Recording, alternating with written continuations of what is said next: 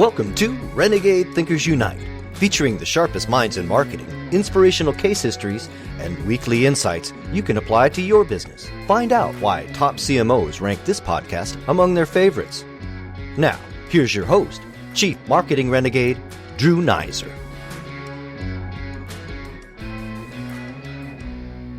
My guest today is Marianne Summers, CMO and Chief Growth Officer at Intuit, whose brands include QuickBooks, TurboTax, Mint, and others. Now, by the way, if you were smart enough to buy Intuit stock in 2016, January to be exact, you would right now be appreciating a 3 times increase in return already. The company is well known as an innovator in the financial services arena. And what makes this show special, particularly special, is that we're recording in front of a live audience. In fact, the entire Intuit marketing team is here. So, hey. All right, that rocks, if that doesn't get us excited. So no pressure, Marianne, but we've got to rock this. So first, welcome to the show. Well, welcome. Thanks for having me here. I'm really excited about it. So it is cool to do this in front of an audience. And in our prep call, because yes, we do prep for these shows, you talked about the success you had when you were at Coke. We talked about the tea business and how you sort of doubled it from $500 million to $1 billion. That's a big, bold, audacious accomplishment. Can you start when you got there? What was the challenge like? Sure, thanks. And welcome to San Diego, by the way. Beautiful San Diego. Yeah, it's lovely to be here. So as I stopped and I thought, as I got into this new role at Coke, when I became the general manager of the coffee, tea, and water business, part of it was looking at the tea category. And the tea category was a really important growing category. People's behaviors were changing. Their tastes were changing. And as we looked at it from a Coke standpoint, we were undershared in a very important category. So as I saw that, I also had the opportunity for the first time, we really had a portfolio of brands that we could look at and think about how we could grow. And, I was encountering some skepticism because there were times in the past where we had tried a new tea strategy and it hadn't really worked that well. Can I just stop you on that one thing? So I love that. This happens all the time where you're talking to a brand and they say, we tried this. And it's like institutional knowledge, but they tried it wrong, right? I think that's what we've learned is that they tried it wrong. So what did you try this time that made it work, and why did you think it would work this time? Yeah, and I'm, part of it is maybe they tried it wrong, but part of it is sometimes it takes many attempts to get to something. And you have to persevere. And I think if you give up too early, you can miss amazing opportunities. And that's something, by the way, as a side, that we do really well at Intuit. We keep on experimenting, we keep on trying until we've cracked the nut. So the failed attempts in the past proved to be great learning for me. And it gave me great insight into what we could do going forward, that maybe this time we would hit it. And, there were a few things that were different, what I said, the portfolio. But also what I tried to do is I tried to start from outside in. I started to look at the marketplace. I started to look at competition. And I started to set a long-term strategy or vision of what things could be. And like any company, Coke is a competitive company. They like to be number one in all the categories that they compete in. And one of the things was we were number 4 in the tea category. So I set it up and I said, well, what could happen? What would it look like for us to be number 1? So I set up a vision, the what if scenario at the beginning. And, I did that just instinctively, but it really worked in many ways for senior management to start saying, okay, well, what senior management wants to say we want to be number 3 or we want to be number 2? We want to be number 1. And so I laid out a roadmap to say what that would entail and what we would need to do to get to number 1. Yeah, and I think that's so important, and the vision thing, but that is the job, number 1, of any leader, of any department, is to set a vision. Now, what I love about this one is that once you sort of set that, a lot of pieces have to come together, and all those folks have to get behind it. You as a marketer can't get that job done alone. Yeah, sure, definitely. But part of it is setting the long-term strategy. The other part that helped me tremendously was tying it into our corporate goals, our global corporate goals. We at Coca-Cola knew that we needed to grow to be a total beverage company. This was something that we had, incredible strength in sodas and carbonated beverages, but this was an area we needed to continue to lean into to achieve our corporate goals. So one thing was being able to align it with the bigger corporate goals. The other part was having a GM mindset to look at the total business. What did this really mean? What were the capabilities we needed? What were the investments we needed?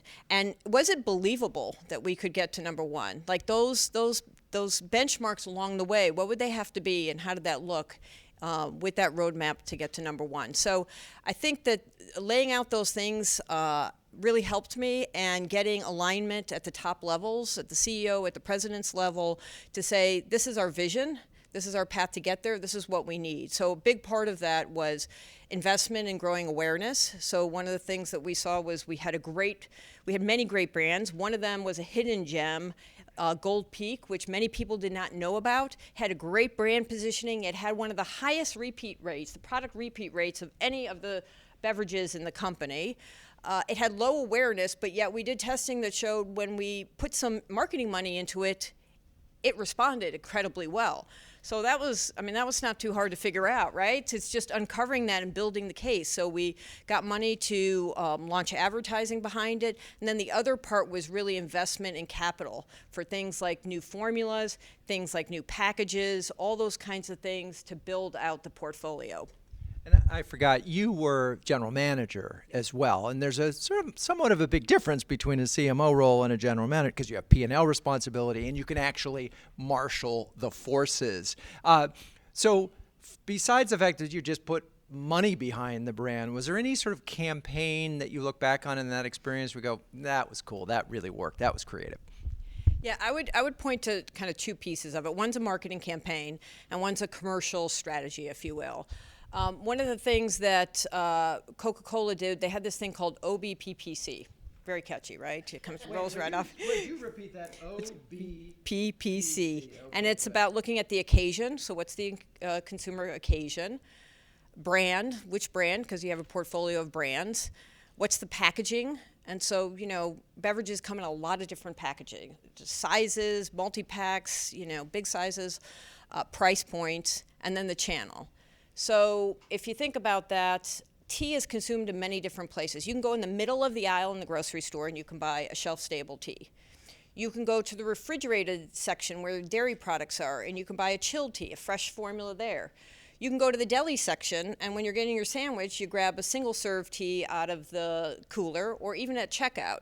So those are all different routes to market many times, and those need to be different commercial strategies. So we looked at all the brands, developed a whole strategy of which brands were going to be in which places and what packages and what formulas, and we built that out. So that was very successful from a commercial standpoint. From a advertising standpoint, we developed a campaign behind Gold Peak. And as I said before, it was really based on a really great, powerful positioning. And one of the things we did is we looked at the attributes and we said, not only are the things, let's look at what people say are important. We know as marketers a lot of times the say-do is different, so let's look at the derived importance of attributes. What's really driving the purchase intent? And so what we found there is this idea of home brewed was so powerful, and that's what our positioning was based on. It really had a home brewed taste, so we were able to bring that to the forefront, create a campaign where, our idea was that Gold Peak, when you open a bottle of Gold Peak, you should think about you're sitting in your back porch, in your Adirondack chair, looking at the sunset, a nice cool breeze coming through. That's what the feeling we wanted to create with this brand. And so we developed new advertising. We had a celebrity voiceover. We wanted to have somebody who really gave that feeling of hominess, and we picked Ron Howard, Opie, right? So just that voice was familiar, but yet people couldn't place it, and create that kind of a campaign, and it scored through the roof. The ROI on it was even better than we had anticipated. It really drove a lot of success for the brand. Before we wrap up this section, I want to dwell on SayDo, and because that's a really interesting and very simple idea, but it's one that is so often missed. It's funny, I remember when I worked in packaged goods, I'd go to focus groups, and I really focused on one person who was extremely passionate about the thing, because I had a sense that they might actually act on it, whereas everybody else was sort of talking rationally and wanted to do it. How did you uncover the do versus the say?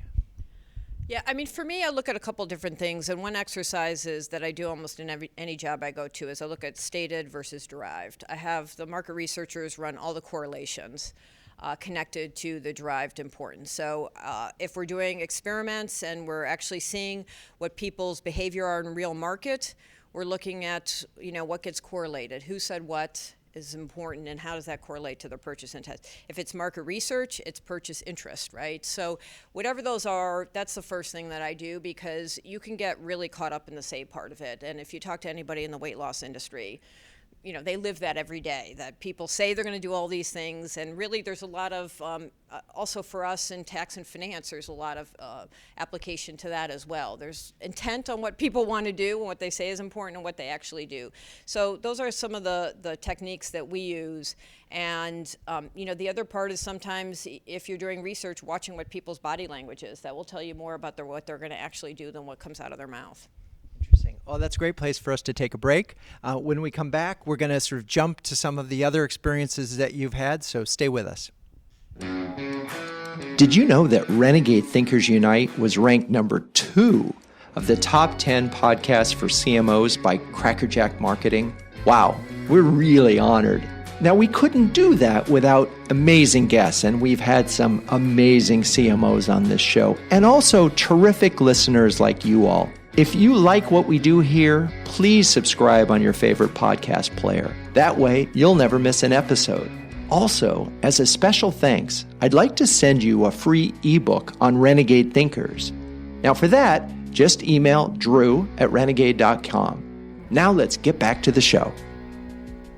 Okay, we're back. And my guest is Marianne Summers, and we are still in front of a live audience. Let's hear it. I knew some of the listeners might have forgotten that because you've been so good. But so it's interesting to me, we've been talking about Coke, but you also spent a lot of time at Hershey and Unilever and Colgate.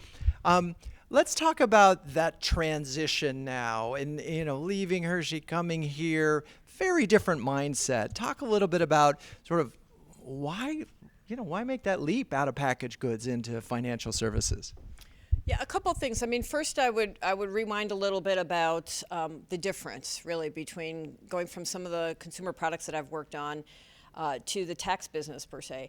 And one of the first things, and we have a lot of Bradisms at Intuit, the things that Brad Smith, our chairman, has said in the past, and they really resonate with people. And one of the things that he always says is, we're going from products that may be desired to those that are required. So for me, going from chocolate and soda and tea, those are desired. People don't have to have those, although some people could argue chocolate, yeah. Chocolate is one of those must-haves, I don't know. It's rain food. I think I'm smarter every time I have chocolate. You probably are, too. Yeah. So going from, desired to required, well, what does that mean? When something's required, you can tend to think of it on a very functional basis. And in my past life, I would look at some of the brands that I worked on, and there would be an emotion associated to it. It would be something that you're providing emotionally through that brand. So a Hershey's chocolate bar, we say it's like a hug. It's just a big, arms around you hug. A can of Coke, you open that Coke, it's a little spark of happiness and optimism.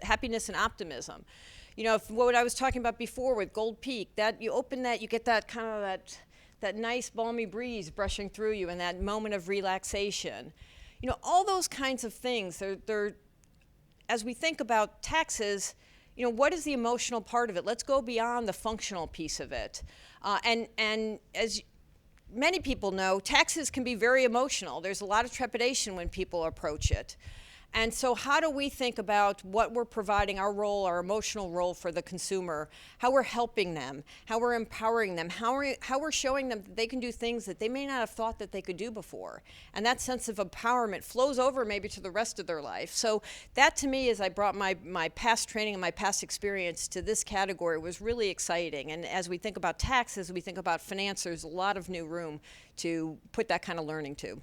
So I'm curious, and there's a lot of studies on how CMOs approach their first 100 days. Some go, charging in, trying to make something happen really fast to demonstrate worth, and others take a more circumspect approach and sort of get to know the business. How did you approach your first 100 days?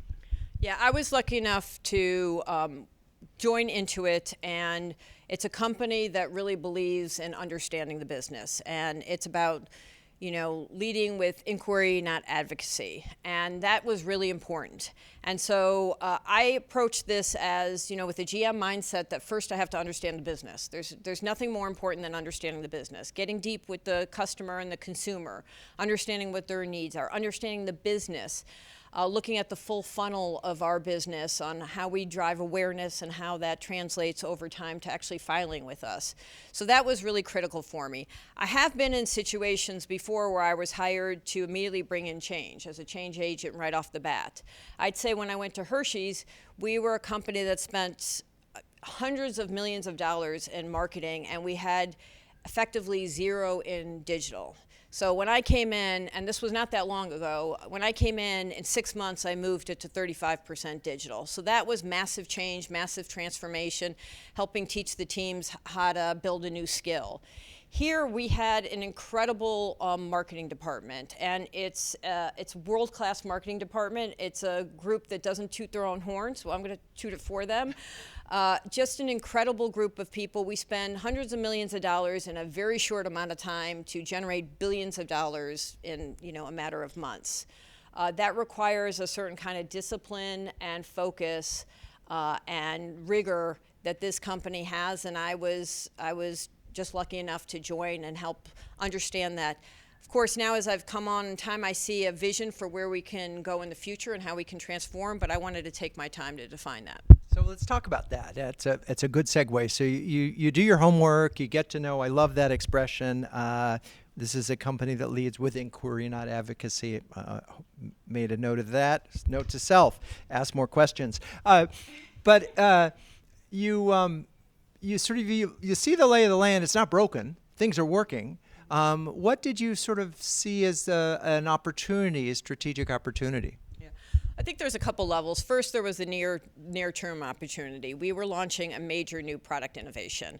We were launching TurboTax Live, which for the first time had CPAs on demand, EAs on demand, where we had built a two-sided network platform, basically where we were digitizing the service industry. Massive change, and it's something that we consumers and customers hadn't experienced before. So how do we bring that forward? So the near-term challenge was, how do you communicate it? How do you build awareness of it? How do you get trial? Just massive opportunity for us, and that's something that is really building a long-term growth platform for us. So that was the near term, so I got very involved in that. As I've grown and learned the business and learned from all the different people at the company, we are right now as a company going through transformation. We have our new CEO, Sasan, who came on in January. As we look, we're a company that has always innovated. We're always transforming ourselves, whether it went from DOS to Windows to the cloud, whether it was disrupting ourselves from Quicken to QuickBooks. We are known for doing that, and that's the transformation we're in now, moving to an AI-driven platform. And as we think about that, that has impact on all aspects of the business. The top line, the cost structure, but also how we go to market, how we think about communicating with our consumers and our customers. And so as we think about that, we're looking at what's that transformation in the future. We're building out new products with Turbo and Mint that provide more value-added services, solve customer problems in finance. So if you think about it, tax is one step in your financial well-being. So how do we build that out? How do we extend our relationship so it's not just annual transactional, and how do we become more for customers? And that vision is super exciting for all of us. So other than that, you really have nothing to do, which is, so let's go to TurboTax Live for a second, because I'm not as familiar with that. It's a new product. That's exciting. What were one of the things I just want to emphasize that makes this that, the purchase decision it's a short window. It's almost like you're launching a movie, but the difference is you have to launch a movie at exactly the same time every year, right? And talk about what were some of the key aspects of the marketing for TurboTax Live that either surprised you or they just said, okay, this is I'm excited about this, and that you helped bring to the table.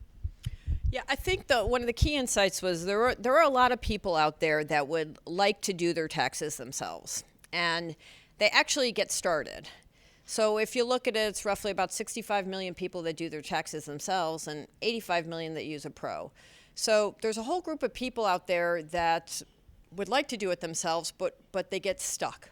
They have one question that just kind of gnaws away at them a bit, and they're not sure how to handle that. So we see that in our product. We see people start and then abandon at different points, the kinds of questions that they have. And so as we looked at it, we said, well, there's an opportunity for those people to be part of our franchise if they could have access to a CPA that could review certain pieces of their return. And as we build the product out, what else can we do for consumers? So that point where somebody can abandon and they have what we call FUD, fear, uncertainty, and doubt, is a key part of it. The other part was communicating, like if you think of TurboTax, people kind of autofill in their head, do it yourself, right? I mean, it's almost like your Google autofill in your head. So how do we break through the perceptions that we're only do it yourself, that you can't get that level of professional help for your tax preparation? So that was a big communications challenge for us. And that's why we developed a campaign. We have a dedicated campaign where we had a very single-minded campaign brief on what we wanted to communicate. And you see on both our advertising last year on both our initiatives, TurboTax Live, we were very single-minded with CPAs on demand. Our other campaign was free. We were also very single-minded. That was some of the things that, from me coming into it, I wanted to make sure that we were sharp and crisp in what we were communicating, and we tried to refrain from having the brief be too many things and try to do too many things in communication. I love that. It's keeping it simple is hard, but it is so important, and we talk a lot about that. And that's sort of going back to some of the things that I talked to your group about today, the courage to be unique, the courage to simplify. It's hard because you want to say everything, but you realize they can't remember everything, so you got to find that one nugget. Before we go to the next section and take a break, I want to sort of tie the two parts of this conversation together. You spent 20 plus years in packaged goods. You're now in financial services. What are a couple of the key lessons that you think you learned back then that you're bringing to the table now? Yeah, I think a couple things. I do believe that brand management, my experience in brand management trained me very well. I think the holistic view of the business, setting a strategy, looking at it from all the different pieces of it, helped train my brain to look at a way and coming into Intuit, looking at it as a holistic business. That was very important for me. Also, as a marketer, I think that that's invaluable, and that's something that everybody should do, is look at the business as a whole. The other parts were, part of, in my old world, strategy was very important. And in the tech world, strategy is important, but it's strategy developed from experimentation and real world learning. And when you have, a D2C business like we have all the data that we can follow everything through. And it's just so different from past jobs where it's like you're creating something, you're putting it on a shelf, first of all, you're selling it into a bunch of customers, and then you're waiting to see syndicated data. Just having the granularity to follow customers longitudinally has been extremely powerful for me as I think about how to take strategic orientation and apply it in an experimentation mindset. So combining those two things. I think sometimes in the tech world, we move very fast, and sometimes, there are times when you want to slow down to speed up, if you will. And so really just stopping, thinking about what you're doing, exploring it, red hat, green hat, and then making a decision to go forward and being flexible along the way. I've learned so much. I mean, I feel you had asked me earlier about why Intuit and why this business. For me, this has been an incredible opportunity to learn a whole new business, a whole new skill set. As I said, looking at full funnel view from the time you make somebody aware all the way down to the time that they file, and then what happens after they file. Do they come back? That type of granularity on the funnel has helped me. It's also from a management practice and theories and how we run a company, a tech company, it is so different. It is so agile. It is the leaps of faith, the hypothesis, the recipes, all that, and then how you manage a business has been, expanding for me to learn that and pair it together with my old school. Okay, we're going to take a quick break, and when we come back, we're going to keep talking about some of the cool marketing that you're doing here at Intuit. So stay with us. You've been listening to another great interview on Renegade Thinkers Unite with Drew Neiser. But the value doesn't end there. As a listener, you can download a free ebook from Drew, Renegade Thinkers, interviews with 11 trailblazing CMOs any business can learn from. Top marketing thought leaders and proven executives from Time Warner, American Express, and Chico's, and others. Get your free copy at renegadethinkersunite.com/ebook. For listeners only at renegadethinkersunite.com/ebook. Okay, we're back. We're still in front of a live audience. Just in case you were wondering if they had run out the room in the middle of section 1 and 2. Nope, they are still here and with us, and for that, I personally am grateful. I want to dive in now. You mentioned free. We'll connect to it in the show notes, the ad, and I do recall the words, but talk a little bit about the execution, the key campaign elements, and when you kind of got a sense of, wow, this is really going to work. Sure. I'll start with the part that really was the aha moment, and that was the insight. And we know a lot about our free customer. We know, what their journey is, a lot of things. But the key insight for us was when you start talking about free, that's what people hear. They hear free. You can say a lot of other things, but what they hear is free. And we said, well, if that's the truth, then how do we create a campaign that builds upon that truth? And that's the campaign that you saw.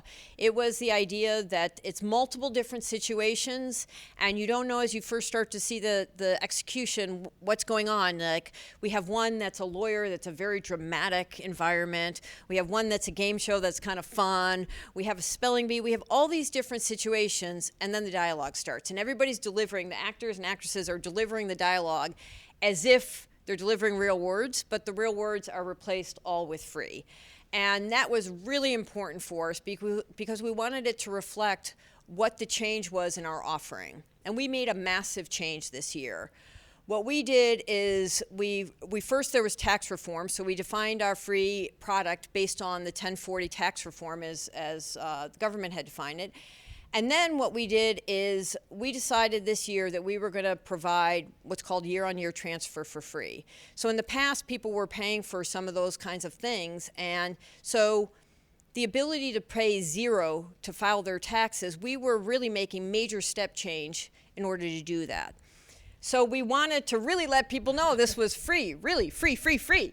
So that was a reflection of the innovation and the decision that we made on the product. We wanted that to show up in the campaign in a playful way, simple-minded, engaging.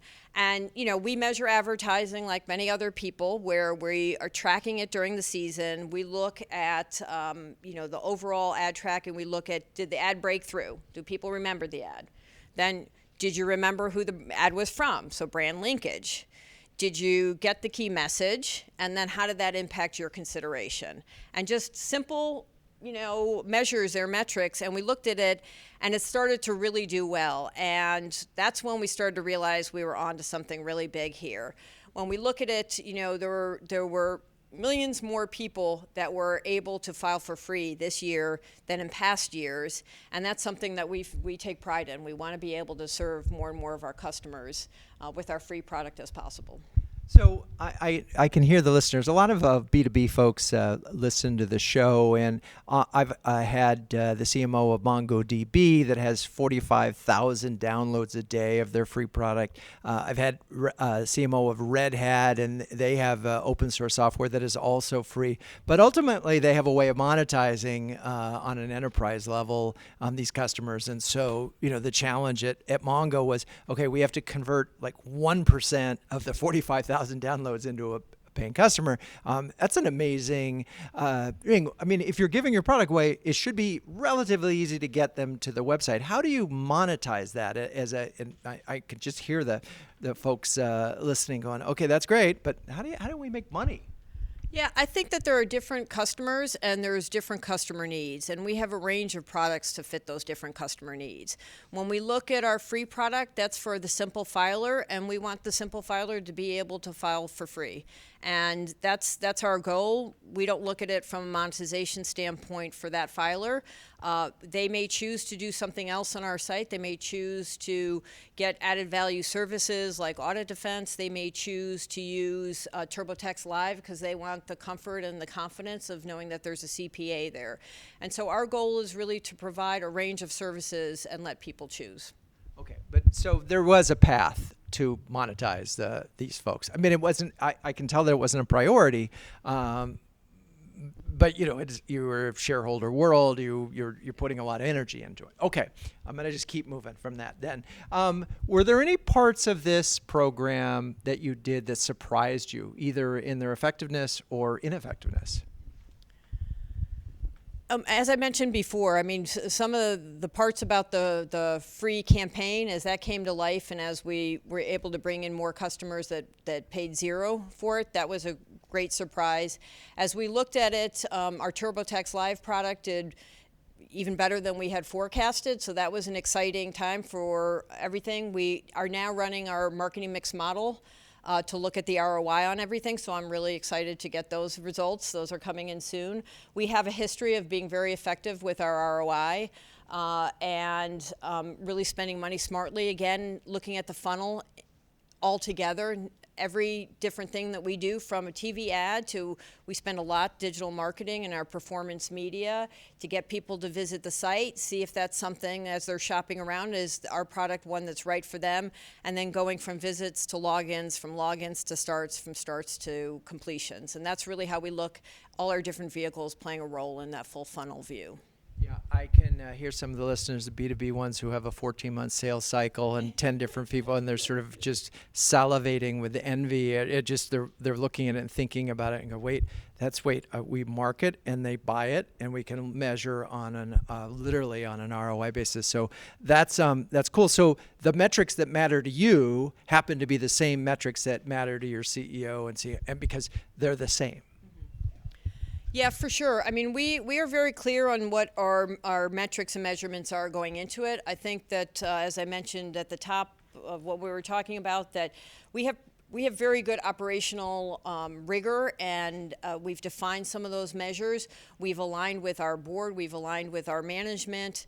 They're the kinds of things that we can show again as we look at what our strategy is, what our measurements are, and how it's coming to fruition. So I feel lucky in that we have a well-defined approach to this, that I'm not trying to re-educate, and our previous CEO, our current CEO, they've all managed the TurboTax business in the past as general managers. Our CFO as well has been the CFO for the TurboTax business. So they understand the complexity of this business, and so it makes my job much easier. Well, that's one part of it, but since they've done their job, how do you get them not to do their old job anymore? Yeah, I would say Intuit's very good about that. It's really, really trying to emphasize really what leadership is and how to get the most out of people, and knowing that that's not necessarily doing their job. That's the way we approach everything as managers and as leaders in the company. And I think the thing that's really great when you look at evaluating marketing is we have objective views of it, and it helps a lot because marketing is so subjective. Everybody in this building, everybody around has an opinion about the marketing campaigns, whether they're TV or whatnot. But what really matters is not the subjective, but the objective. And that's how I approach it as well. I mean, even just when I first saw one of the campaigns that we were looking at, I personally didn't like it, but it actually doesn't matter what I personally think. It really matters, what is the objective? Does it achieve the strategy, do we think, in the objective? And how is it going to play out? Put my head in the mind of a customer and a consumer. So that's how I approach it. Our CEO, Sasan, is the same as well. As he's asked about things, he said, really, it's not my opinion that matters, it's the data that matters. It's really data-driven, objective view of things. There you go. All right. Well, so you've been here, I think, getting close to a year, but you've had a pretty extensive career in marketing. And there's a group of CMOs that are always curious and looking for insights. Based on your most recent experience, do you have sort of 2 do's and 1 don't that you could offer your fellow CMOs out there?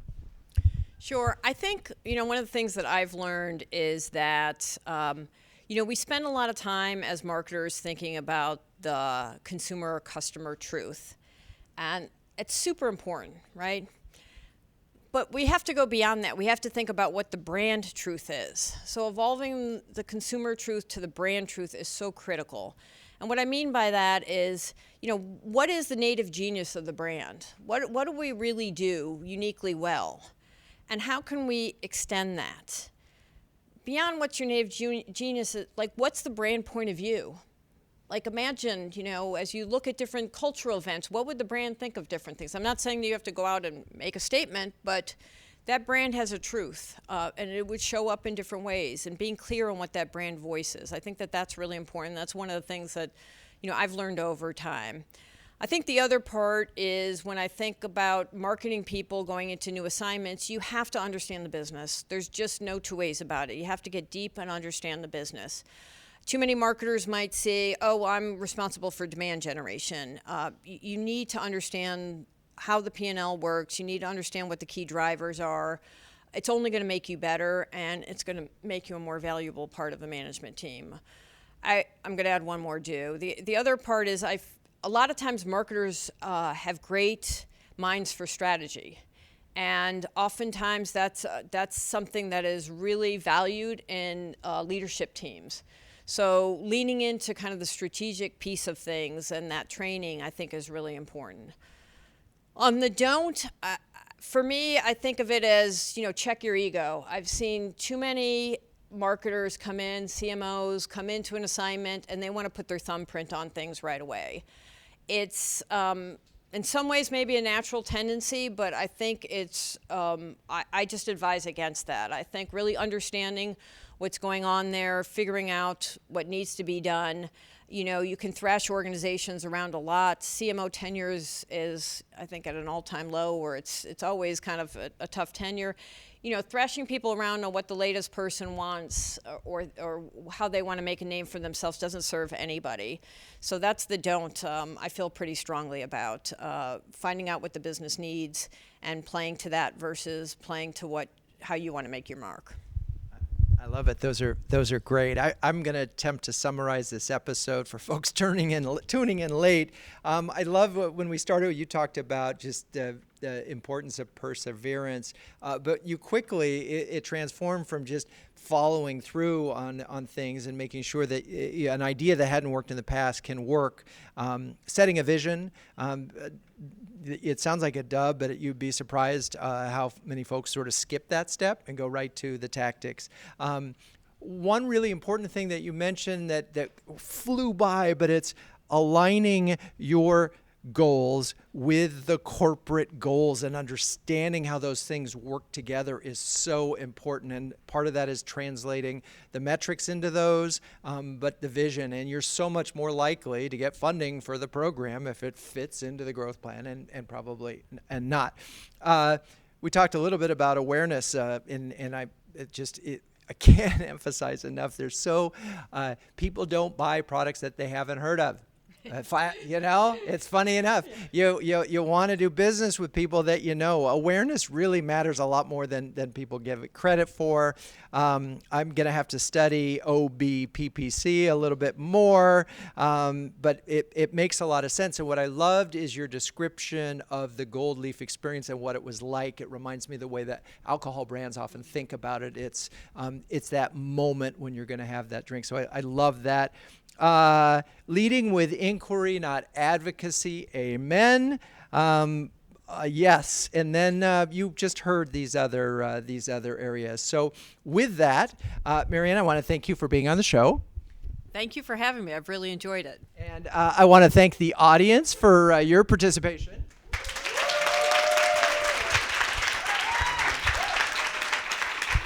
And then I want to thank the listeners. As always, I'm not pleading with you, but I am suggesting that if you want to take a moment and go to iTunes or your favorite podcast channel and write a review, that would be awesome. 5-star reviews only, please.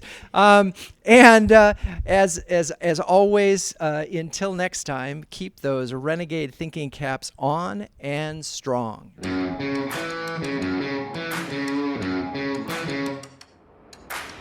This has been Renegade Thinkers Unite, but it doesn't end there. Just go to renegadethinkersunite.com for more and subscribe to the show. That way, you'll never miss an episode.